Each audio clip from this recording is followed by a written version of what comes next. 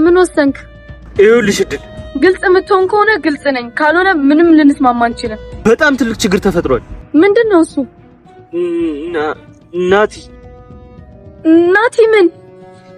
ከሰርኩበት አምልጧል። ምን? እኔን ለማስፈራራት እየሞከርክ ነው? እድል የምሬን ነው። ቆይ ናቲ የምር በህይወት ነበር? አዎ አስሬው ነበር። ነገር ግን ዛሬ ጠዋት ስመጣ ገመዱን በጥሶ አምልጧል። ወይኔ ጉዴ! አሁን ምን እያልከኝ እንደሆነ ግን ገብቶሃል? ቶሎ የሆነ ነገር ማሰብ አለብን። በቃልን። ወይኔ እድል አትፍሪ፣ ምንም አያመጣም። ናቲ እኮ ነው፣ ዜማ ወይም አቤኔ አይደለም። ናቲ ቢሆንስ እስካሁን እጅ ውስጥ አልነበር እንዴ? እስካሁን እጅ ላይ የነበረው አምኖ ስለካድከው እንጂ ከናቲ በላይ ሰይጣን እንዳልሆን ካንተም ታውቀዋለህ። አሁንም እጅ ውስጥ አስገባዋል። ዝም በል እስቲ። ወይኔ ኢዛና፣ ምን አይነት የጅል ስራን የሰራኸው? ይኸውልሽ እድል ምንም አታስረዳኝ። እንዴት በህይወት ታቆየዋለህ? አሁንም እጃችን ማስገባት እንችላለን። በገዛ እጅ ጉድጓድህን ቆፈርክ። እድል ለምን ተረጋግተሽ አሰሚኝም? ምንድነው ምሰማ? ምን ቀረ ደግሞ? ይኸውልሽ ዝም ብለሽ ስሚኝ። ናቲ ለወንድሙ ሲል ምንም ያደርጋል። ስለዚህ እኛ ከናቲ ለመትረፍ የምንችልበት መንገድ አንድ ብቻ ነው። ምንድነው እሱ? ልዑልን ማገት። ታው እንጂ ልዑልን ማገት እንዲቀላል ነው እንደሚመስልህ? እንኳን ወንድሙ ሞቶ ብቻውን ማንም አይጋፈጠውም። አንቺ ደግሞ ሁሉም ነገር በጉልበት ብቻ ነው እንደሚመስልሽ? አንዳንዴም ጭንቅላት እንጠቀም እንጂ። አልገባኝም። ልዑልን ወጥመዳችን ውስጥ ለማስገባት አንድ እቅድ አለኝ። ምንድነው እሱ? እሺ ግን የሚሆን ይመስልሃል? አትፍሪ፣ ግን ሳያገኙ መፍጠን አለብን። መልካም። ናቲና ልዑል ተገናኙ። ናቲ የልዑል ስልክ አልሰራለት ብሎ ዝም ብሎ እየሄደ ባለበት ሰዓት እንዳጋጣሚ ልዑል ቁጭ ብሎ አሁን ወንድሜን እንዴት ነው ማገኘው? የግዴታ ሰው መግደል አለብኝ ማለት ነው እያለ ቁጭ ብሎ እያሰበበት ባለ ሰዓት እንዳጋጣሚ ተገዝ ብሎ ሲያልፍ ብቻ ወንድሜ እንዳይሆን ብሎ ወንድሜ ናቲ በሚለው ሰዓት ናቲም ዘወር ሲል ፊት ለፊት ከልዑል ጋር ተገጣጠሙ። ወንድሜ አገኘሁ፣ የሆነ ነገር አላደረጉም፣ ደርሽብሃለሁ እያሉ እንግዲህ ሁለታቸውም ተቃቅፈው በለቅሶ ሲላቀሱ ነበረ። አሁን ላይ ደግሞ እድልና ኢዛና የሚያደርጉት ግራ ገብቷቸው ሁለታቸውም ተደዋውለው እየተመካከሩ ይገኛሉ። እድል እንኳ ምንም ኢዛናን ባትቀበለውም ነገር ግን የናቲ በህይወት መኖርና ናቲ እንዳመለጠ ሲነግራት በጣም ነበር የደነገጠችው። እሷ አሁን ላይ መረጃ እያጠፋፋች ባለችበት ሰዓት ናቲ ደግሞ ሌላ ተጨማሪ መውጣቱ በጣም አስጨንቋታል። ምክንያቱም ናቲ ከወጣ ሁሉም ነገር እንደሚበላሽበት በደንብ ታውቀዋለች። ናቲ ማንም የሚችለውና የሚያሸንፈው አይደለም። ከወንድሙ በላይ በጣም ኃይለኛ እንደሆነ እሷም ኢዛናም ጠንቅቀው ስለሚያውቁ በጣም እያስጨነቃቸው ነው። ነገር ግን እነሱ ኢዛናን ያመጣው ሀሳብ ልዑልን ማገት ነበረ። ነገር ግን ቀድመው እነሱ ተገናኝተዋል። ደስ የሚለው ነገር ማለት ነው።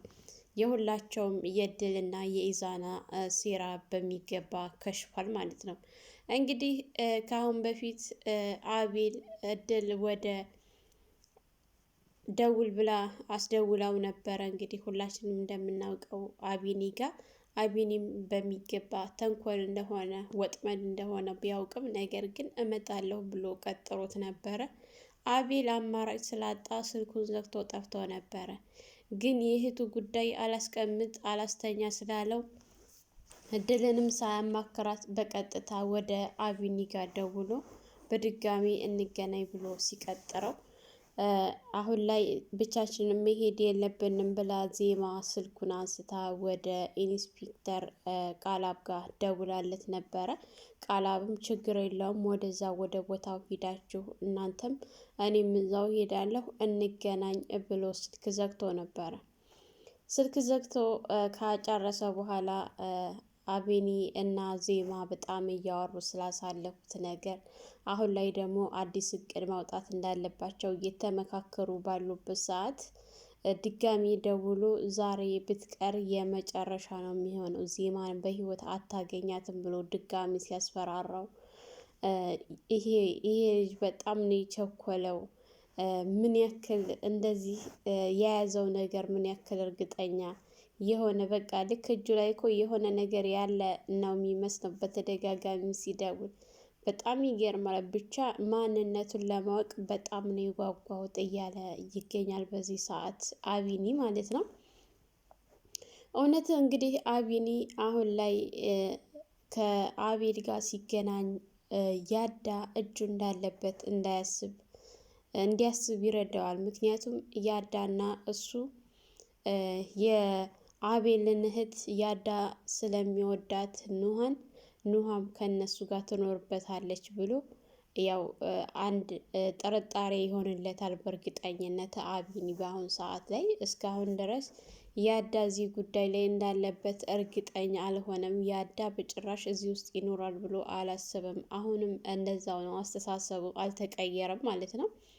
እንግዲህ ዜማ ሁኔታዎቹን እየሆኑ እንዴት እንደሚሆኑ በትክክል ዝም ብለህ መመልከት ነው አቢኒ ብላ ስትነግረው፣ እሱማ እናያለን፣ ግን የእውነት ያዳ እዚህ ቦታ ላይ እጁ ካለበት ብቻ አላውቅም ምን እንደሚፈጠር እያለ ለዜማ ሲነግራት ነበረ። ምናልባችም ሊሆን ይችላል አቢኒ፣ አይሆንም አትበል፣ ሊሆንም ስለሚችል ቢያንስ ከወዲሁ ብታስብበት ጥሩ ነው። ዛሬ ሰዓት እኮ በጣም አስቸጋሪ ነው።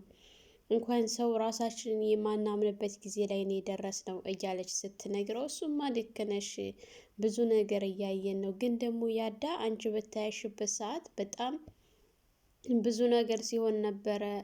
ራሱን ስቶ ራሱን አያውቅም ነበር ምናምን ሲላት፣ ምናልባችም ደግሞ ልዑል ቃላብ እንዳለ ይሄ ነገር የወጥመድ አንዱ ሊሆን ይችላል እና ሙሉ በሙሉ እርግጠኛ አትሆን ብላ ስትለው፣ እሺ ዜማ እያላት ባለበት ሰዓት እንግዲህ ኢዛና ስልኩን ካላጠፋህ እያለ ልዑልን ሲያስጨንቀው፣ ልዑል ቆይ እንዴት ብዬ ነው ስልኬን የምዘጋው በምን እንገናኛለን ብሎ ሲለው፣ ምክንያቱም ይህንን ስልክ አውጥቶ እንዲጥለው ናቲ እንዳይደውልለት ናቲ ቁጥሩን ስለሚያውቀው ከዛ እንደወጣ ቀጥታ ለወንድሙ ይደውሉለታል ብሎ ስላሰበ ስልኩን እንዲያወጣ የሚጠቀምበትን ሲሙን እንዲያወጣ አዞታል።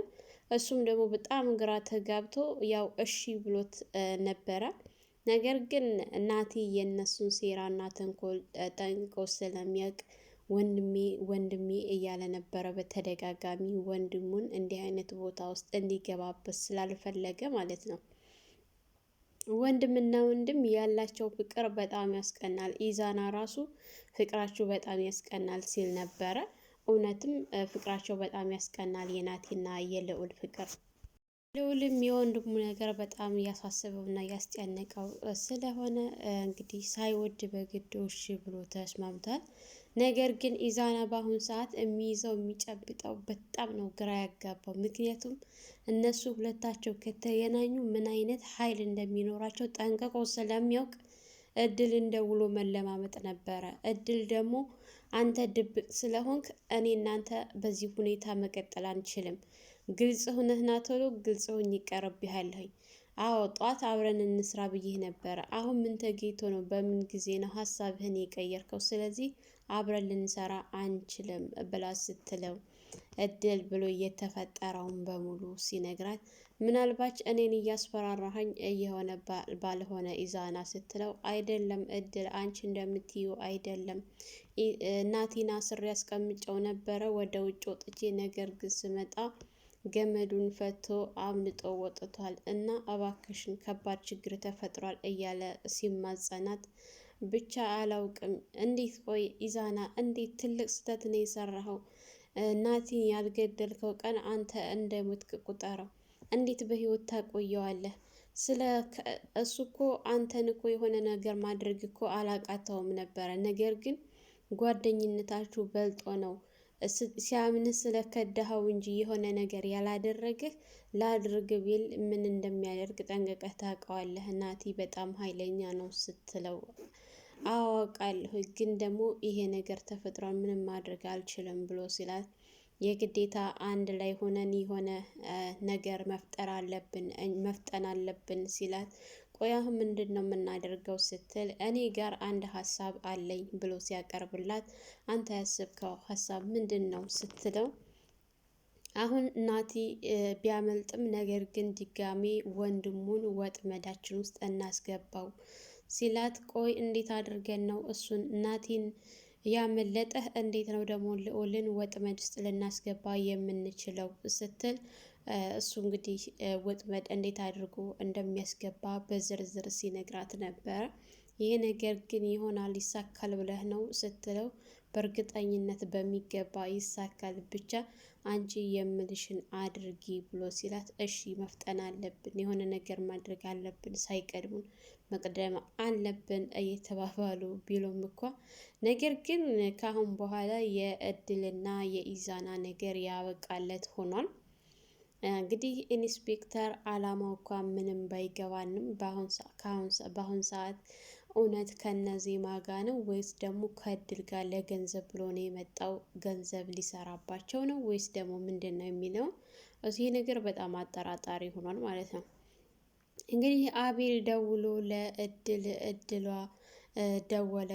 ደውዬለት እኮ ዛሬ እንገናኝ ብየዋለሁኝ ብሎ ሲል አቤል ለምን እኔን ሳትደውልና ሳታማክረኝ እንደዚህ ታደርጋለህ? ከባድ ነገር ነው አሁን ያደረከው። ነገሮች እኮ በፍጥነት መሆን የለባቸውም። ቀስ ብለህ ተረጋግተህ ነበረ ማድረግ ያለብህ። ሳታማክረኝ እንዴት ይህን ነገር ታደርጋለህ? ስትል አጥፍቻለሁ ብሎ ሲጠይቃት በትክክል በጣም ነው ያጠፋኸው። አሁንም ቢሆን ደውለህ እንዳትመጣ ብለህ ንገረው። የሆነ ችግር ተፈጥሯል ብለህ በለውና በሌላ ጊዜ እናደርገዋለን። እስኪ አትቸኩል፣ ተረጋጋ። እህትህ እንደሆን አንዴ ሙታለች ብላ ስትለው እህቴ መቼም ቢሆን ልትሞት አትችልም። እህቴ ከሞተች አንደኛችሁን በህይወት አትተርፉም፣ ሁላችሁንም እጨርሳችኋለሁ ብሎ ሲዝትባት፣ ነገር ግን እሷ አሁን ሰዓት ላይ የአቤል ጉዳይ አላሳሰባትም። ያሳሰባት የናቲ መጥፋት ነው። ናቲ ቢያገኛት ያደረጉበት ስቃዩ እየታያት ስለሆነ ያ ነገር ምንድን ነው የሚፈጥርብኝ እያለች በጣም እያሰበች እና እየተጨነቀች ነው በአሁን ሰዓት ላይ ማለት ነው። ነገሮቹን በሱ ዙሪያ ቀለል አድርገዋለች። ዜማ ወደ ቃላብ ጋር ደውላ ቃላብን ሰዓቱ እየደረሰ ነው እንገናኝና አንዳንድ ነገሮችን እንወያይ ስትለው፣ ነገር ግን እሱ እናንተም እዛው አካባቢ ሄዱ፣ እኔም እዛው አካባቢ ጠብቃችኋለሁኝ ብሎ ሲል፣ አይ እስካሁን ድረስ አልደወለም፣ ስለዚህ የግዴታ መጥተህ መነጋገርና መመካከር አለብን እንጂ ዝም ብለን መሄድ የለብንም። ምንም ነገር ሳናወራና ሳንመካከር እንዴት እንሄዳለን? ስትለው ምንም እኮ አያስፈልግም ነበረ ዜማ ብሎ ሲላት፣ በጭራሽ አንድ ሀሳብ ላይ ሁላችንም በአንድ ሀሳብ መስማማት አለብን ከመሄዳችን በፊት እንጂ ዝም ብለን መሄድ የለብንም ስትል፣ ሰዓት እኮ ገና ነው አሁን ባይደውልም ሲል፣ አይ ሰዓቱ እየደረሰ ነው፣ ግማሽ ሰዓት ነው የቀረው እና እስካሁን ድረስ አልደወለም። ካልደወለም ግን ዞሮ ተገናኝተን ብናወራ ይሻላል ስትለው፣ እንደሱ ይሻላል ዜማ ሲላት፣ አዎ ይሻላል። እንግዲያውስ አንድ የምደርስበት ቦታ አለ፣ እዛ ቦታ ደርሼ እመጣለሁ። የት ነው ያለሽው ብሎ ሲላት፣ እዛው ጠዋት የነበርኩበት ቦታ ነው ያለሁት እና ወደዛ መምጣት ትችላለህ ስትል፣ እሺ ነበረ ያለችው ማለት ነው። እሱ ግን በጭራሽ እነሱን ማግኘት አልፈልግም። በእርግጠኝነት ይሄ ሰው እየከዳቸው ነው ዜማን ማለት ነው። ምክንያቱም እሱ የሚፈልገው ገንዘብና ገንዘብ ብቻ ነው። ለጥቅም ብሎ ነው የመጣው እንጂ እውነት እነሱን ሊያግዝና ሊሰራ አይደለም የመጣው። ይህንን ነገር ደግሞ ልዑል በሚገባ አውቆታል ማለት ነው። ቀድሞ ተረድቶታል እሱ የመጣበትን ዓላማ። አንዳንድ መረጃዎችንም ወደ አካባቢው ደውሎ ለማጣራት እንደቻለው እሱ ለጥቅም እንጂ የሚሰራው እውነት ለሰዎች የሰዎች ህመምና የሰዎች ስቃይ አስቦ አስጨንቆት አይደለም የመጣው ወደዚህ ስፍራ ማለት ነው። የእውነት ለህግ የሚሰራ ቢሆንም ተጨማሪ ለህግ አካላት እንድትነግሪ ያዝሽ ነበረ ብሏት ነበረ ልዑል ከዚህ በፊት። እንግዲህ ደስ የሚለው ነገር በህይወት መውጣቱ ናቲ በጣም ነው የሚያስደስተው። አሁን ሰዓት ላይ ኢዛና ናቲን እንዲሁም ደግሞ ዜማን ገለናል ብለው እድል ለያዳ አርድታው ነበር። ነገር ግን ደስ የሚለው ነገር ሁለታቸውም ምንም ሳይሆኑ በህይወት መውጣታቸው በጣም የሚያስደስትና የሚያስደስት ነገር ነው ማለት ነው። ሁለታቸውም ደግሞ ከዚህ በስተጀርባ ያለውን ሰውዬ እስካሁን ድረስ ማን እንደሆነ አያውቁም። እድልም የምታውቀው ነገር የላትም። እንዲሁም ደግሞ ናቲም የሚያውቀው ነገር የለም። በእርግጠኝነት ናቲና ልዑል አንድ ላይ ከተገናኙ ሶስተኛው ወገን ማን እንደሆነ ለማወቅ በጣም ቀላል ነው የሚሆንላቸው። እነሱ ብዙ ነገር መስራት ይችላሉ አንድ ላይ ከሆኑ። የኢንስፔክተሩ የቃላብ ነገር ደግሞ ከአሁን በኋላ አያሳስበውም፣ አያስጨንቀውም። ምክንያቱም በባለፈው የተውኩ ለስምህ ክብር ብዬ እንጂ ይህንን ነገር ባላውቅ የኔ አይነት ተራ ሰው ብትሆን ምን እንደማደርግ እኔ አውቅ ነበር ብሎ ሲለው ምንም አታደርግ ምንም አታመጣም ብሎ ሲዝትበት ነበረ። በእርግጠኝነት ካሁን በኋላ በመንገዱ ቢገባ አይተውም። ቃላብ የመጨረሻ ይሆንለታል። የመጣበት አላማ ክንትው ብሎ እንደሚታይ በእርግጠኝነት ነው ማለት ነው። አቤኒ ራሱ እየተጠራጠረው ነው። ምክንያቱም አቤኒ እንዲጠራጠረው ያደረገው ነገር አንደኛ ነገር ምንድን ነው? አንድ ላይ እንዲገናኙ አልፈለግም እሱ ማለት ነው። ልዑል እንኳን ይህን ነገር ብቻዋን ከምትጋፈጠው ለምን ተገናኝታችሁ አንድ ላይ አትጋፈጡም ብሎ ሲነግራት በተደጋጋሚ እሱ ወዳለበት ቦታ እየሄደች ስታለቅስ ምናምን እንደዚህ ከምትሰቃይ እሱም ከሚሰቃይ ተገናኝታችሁ ነገሮችን አንድ ላይ ተጋፈጡ ብሏት ነበረ። እሷ ነበረች አይ ያለችው እንጂ ማለት ነው። ስለዚህ አቤኒ ይሄንን ነገር ሲያውቅ ቃላብ ለምን አላማ እንደመጣ እሱ ራሱ ግራ ገብቶታል። እንዳታገኙ ያለበት ምክንያት ምንድን ነው? ለምንድን ነው? ብቻ ይሄ ነገር ለኛ ከነሱም አልፎ ለኛም ጥያቄ ነው የሆነብን ማለት ነው። ሰላም ሰላም፣ ውድና የተከበራችሁ የቻናላችን ቤተሰቦች እንኳን ሰላም መጣችሁ። ለሰያና ዩቱብ አዲስ የሆናችሁ ላይክ፣ ሸር፣ ሰብስክራይብ በማድረግ ቤተሰብ እንድትሆኑ እያልኩኝ ለዛሬ የነበረን ይህን ይመስል ነበረ። በሌላ ቪዲዮ ተመልሼ እስከምመጣ መልካም ቆይታ ይሆንላችሁ።